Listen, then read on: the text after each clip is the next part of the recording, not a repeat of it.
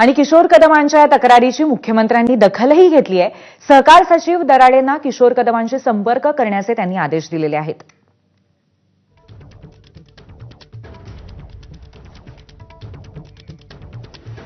किशोर कदम यांनी आपल्या सदनिकेच्या अनुषंगाने आणि सोसायटीच्या अनुषंगाने जी तक्रार केलेली आहे, जी फेसबुक पोस्ट केलेली होती आणि त्यांनी आवाहन केलेलं होतं मुख्यमंत्री उपमुख्यमंत्र्यांनी याची दखल घ्यावी, या अनुषंगाने या त्यांच्या तक्रारीची दखल आता मुख्यमंत्र्यांनी घेतलेली आहे। आणि त्याचबरोबर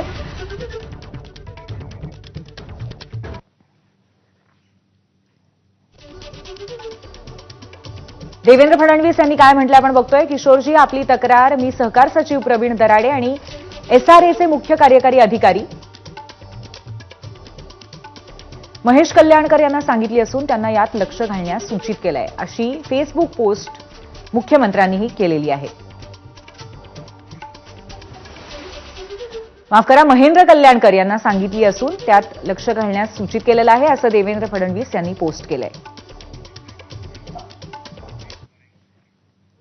यानंतर एक छोटासा ब्रेक घेतोय। पाहत रहा एबीपी माझा।